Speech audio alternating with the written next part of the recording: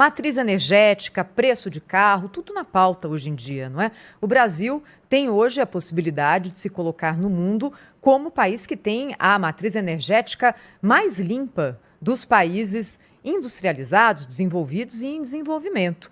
Ao mesmo tempo, na semana passada, o governo federal anunciou, não detalhou, mas anunciou o lançamento de um projeto para tentar baratear o carro popular, o carro de entrada no Brasil. Haverá algum tipo de critério nesse projeto para carros mais ou menos poluentes? De que forma o Brasil se coloca hoje na discussão dos carros elétricos? É uma discussão das mais interessantes e é por isso que nós convidamos para falar conosco agora no Jornal Gente o presidente da Datagro, Plínio Nastari. Plínio, bom dia, seja muito bem-vindo aqui ao Jornal Gente.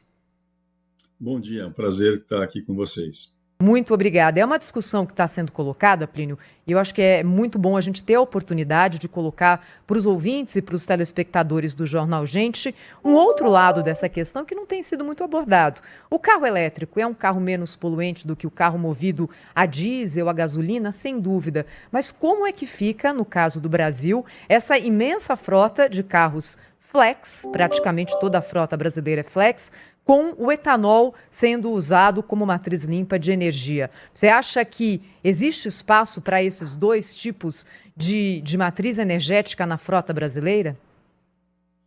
Eu começaria essa discussão fazendo a seguinte observação. Em primeiro lugar, nós não devemos olhar só emissões de cano de escape, mas emissões integrais de cano de escape mais emissão de gases do efeito estufa que causam aquecimento global. Segunda observação, quando se fala em eletrificação, comumente se confunde a eletrificação com uma das possibilidades da eletrificação, que é o carro elétrico a bateria.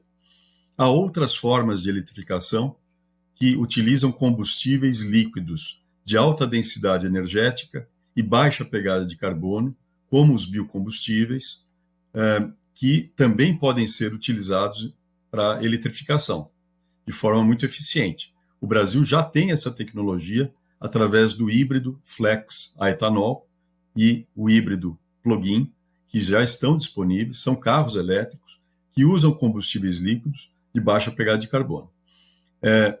Qual é a oportunidade que o governo tem e a sociedade brasileira tem? É de reformar o programa Rota 2030 e incluir no Rota 2030, que foi um programa criado no governo Temer, o vetor ambiental, porque ele só tem nesse momento um vetor de eficiência energética.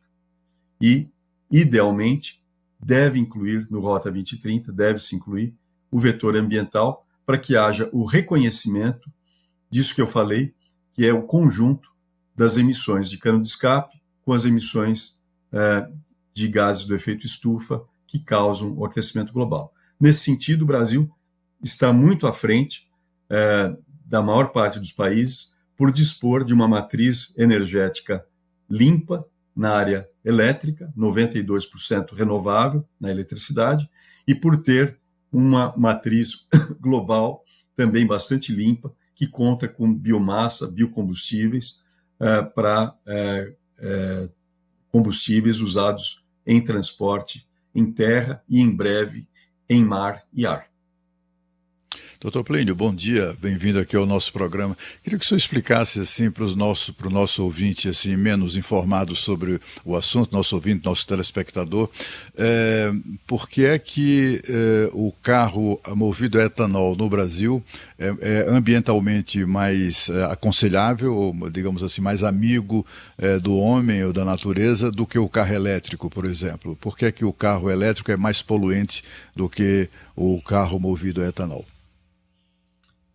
Em primeiro lugar, é importante que a gente esteja falando a mesma coisa quando a gente mede emissões.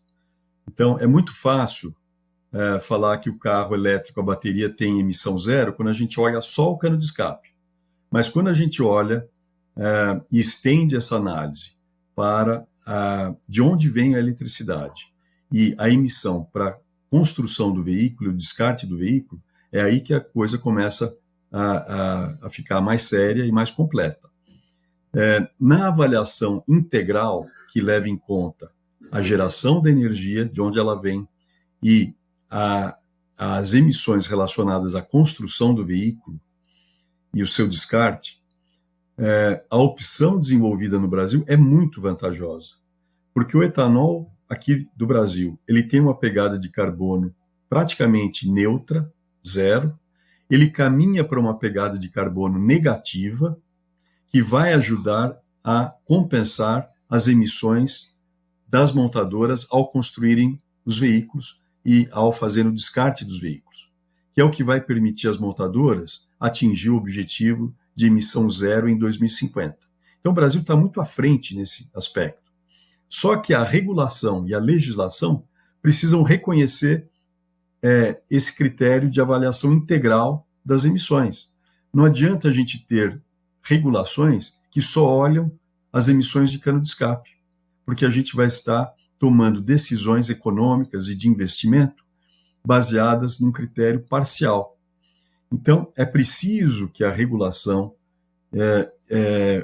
seja estabelecida de forma a orientar investimentos privados na indústria automobilística, na produção de combustíveis, com essa avaliação integral. Qual que é o grande problema do Brasil relacionado à opção do elétrico à bateria? É a infraestrutura. Nós não temos problemas com a eletricidade que é gerada no Brasil, porque ela é praticamente toda renovável, 92% renovável. O problema é a infraestrutura. A EPE, que é a empresa de planejamento energético vinculada ao Ministério de Minas e Energia, estimou que para se construir uma infraestrutura de recarga de baterias no Brasil, seriam necessários investimentos de 210 a 300 bilhões de dólares. São 2 reformas da Previdência. Então, esse é o maior impedimento para essa tecnologia. E o carro a etanol, inclusive com a opção eletrificada, que é o híbrido, entrega tudo isso, entrega eficiência e entrega emissão baixa, tanto de gases de cano de escape, quanto de gases do efeito estufa. Dr. Plínio, Sônia Blota aqui, um prazer recebê-lo no Jornal Gente. E o senhor acabou de explicar que 92% da energia brasileira vem de fontes limpas. E o Brasil também é o país onde tem sua área natural mais preservada do mundo. O que está por trás dessas fortes críticas ambientais ao nosso país, na opinião do senhor? É somente preservação, meio ambiente, ou tem mais coisa por aí? Nós estamos vivendo uma grande guerra para definir o rumo da reindustrialização no mundo inteiro, não é só no Brasil. Então, Estados Unidos, Europa, China, Índia, e o Brasil está dentro desse contexto, estão agora nessa guerra para definir como é que a mobilidade vai ser definida no futuro e onde é que vai estar localizado o parque industrial relacionado a essa mobilidade. O Brasil tem a oportunidade de, através do reconhecimento dessa condição ímpar que ele conquistou, e outros países também estão perseguindo, como é o caso da Índia, da Indonésia, da Tailândia e outros países da América Latina, de posicionar a tecnologia de mobilidade nesta avaliação integral que reconhece não só emissão de cano de escape, mas emissão de gases do efeito estufa, emissões baixas e fazendo isso com eficiência energética. Nós conseguimos desenvolver um modelo aqui no Brasil, um híbrido flex a etanol, que alia todas essas vantagens. E é esta oportunidade de transformar esta opção numa opção global que o Brasil tem à sua frente como oportunidade para estabelecer um novo modelo de reindustrialização para a mobilidade, aproveitando a capacidade instalada da indústria automotiva aqui do Brasil hoje, que está operando com cerca de 50% da sua capacidade e que deveria e poderia funcionar a plena carga, inclusive exportando esse modelo para outros países. Professor Plínio, é o Pedro Campos. Se eu entendi direito o que o senhor falou até agora, o governo brasileiro deveria dar incentivos para esse tipo de veículo, já que quer baratear o preço do carro. Isso é uma ação do governo? Tem alguma parcela nessa discussão que também depende aí de uma boa ação das montadoras? O que falta para nós alcançarmos esse patamar aí que o senhor descreveu bem para nós até agora? Eu acho que antes, Pedro, antes de incentivos, o governo precisa claramente, de forma firme, com segurança regulatória, definir qual é a regra, qual é a meta. Então, esta revisão do Rota 2030, a que eu me referi inicialmente, é fundamental. É preciso incorporar no Rota 2030 o vetor ambiental. Não é só uma questão de eficiência energética. E a gente não tem que olhar só a emissão de cano de escape. Nós temos que olhar o conjunto da obra inteira, desde a produção do veículo até o seu descarte, incluindo a emissão gerada com a energia. Como foi dito aqui, o Brasil, na matriz elétrica, é extremamente renovável, 92% renovável. Na matriz energética como um todo, o Brasil também é muito bem posicionado, 48%, 48,4% renovável para toda a energia. Dentre as 10 maiores economias do mundo, o Brasil bate de longe todas as outras economias.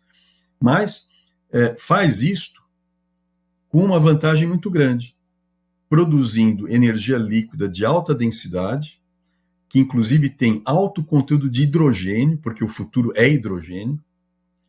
Os biocombustíveis são altamente concentradores e carregadores de hidrogênio, que é a energia do futuro. E a Nissan, eu quero lembrar, em 2016, declarou uma coisa extraordinária, que foi o seguinte: com a distribuição de biocombustíveis e de etanol no Brasil, o Brasil já resolveu o desafio de distribuição de hidrogênio. É verdade.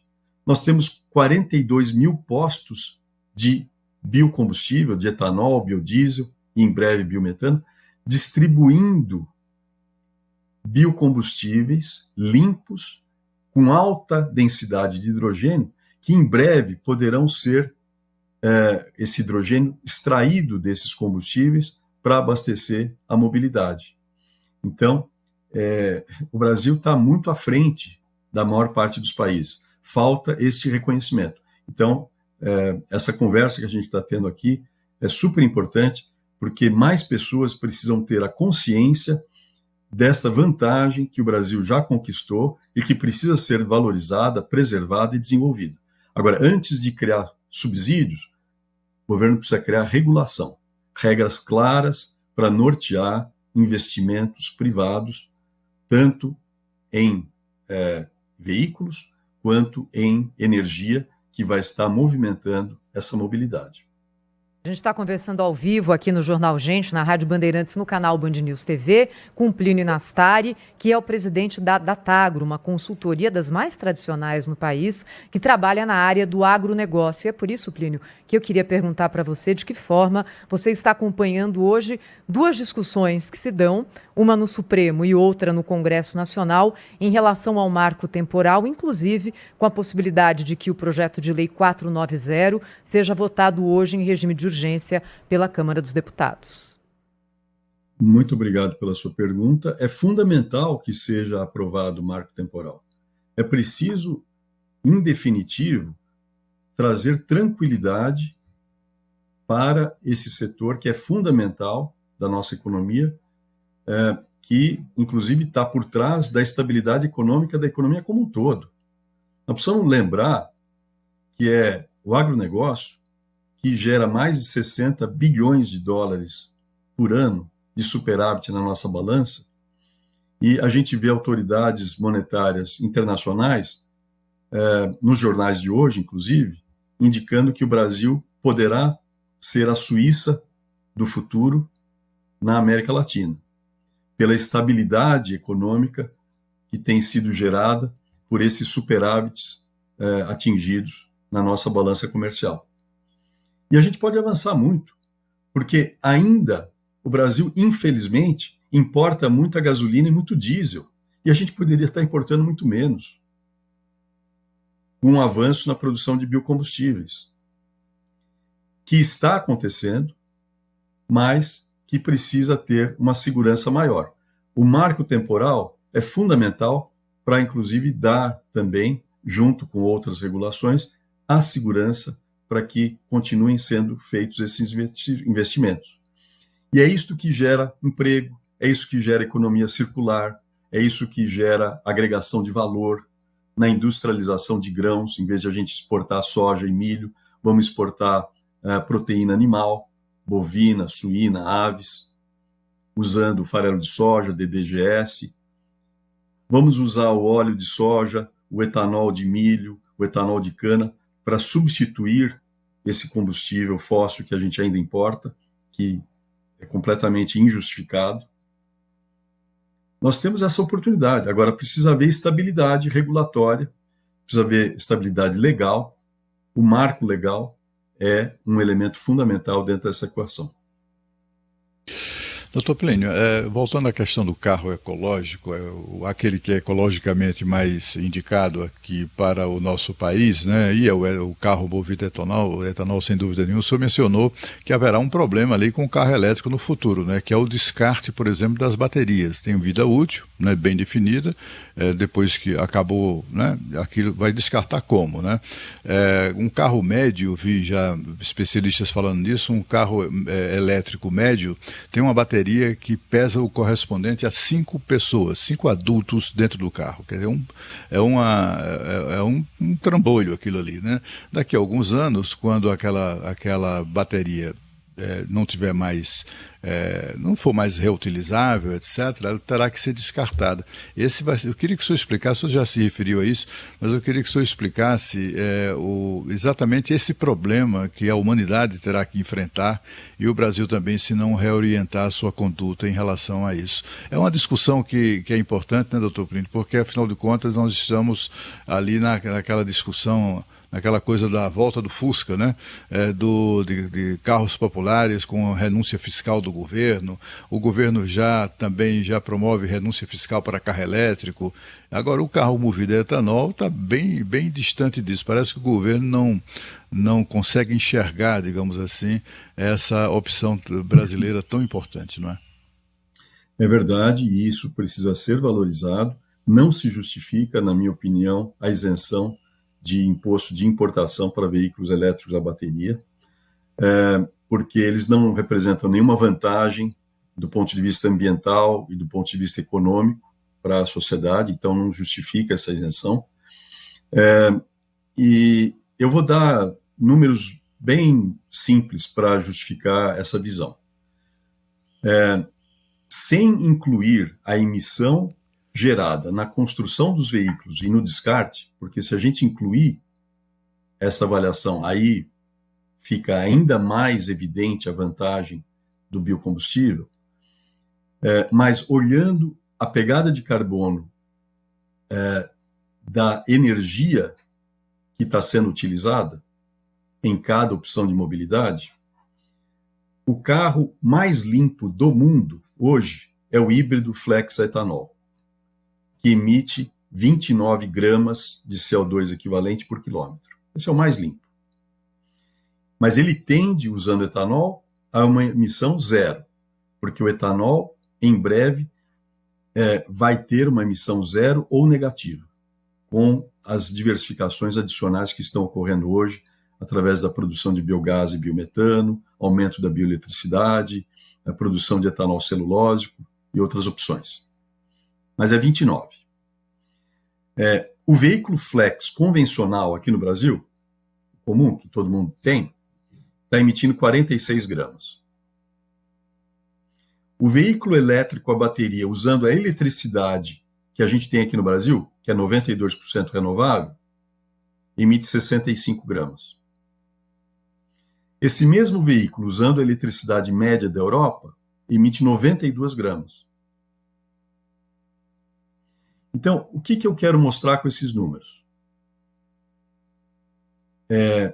Mesmo quando a gente leva em conta um país que tem uma matriz elétrica tão renovável quanto a do Brasil, a mobilidade com elétrico a bateria não consegue comparar com o flex convencional e nem com o híbrido a etanol.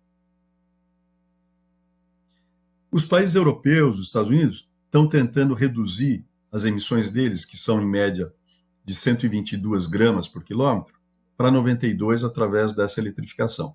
Ótimo, beleza.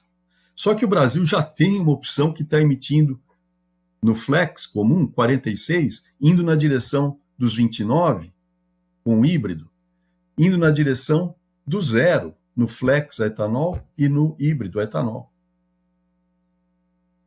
Por que que o Brasil vai optar por uma tecnologia que tem carros muito caros, inacessíveis para o consumidor, porque o ticket médio de um carro elétrico a bateria começa com mais de R$260 mil.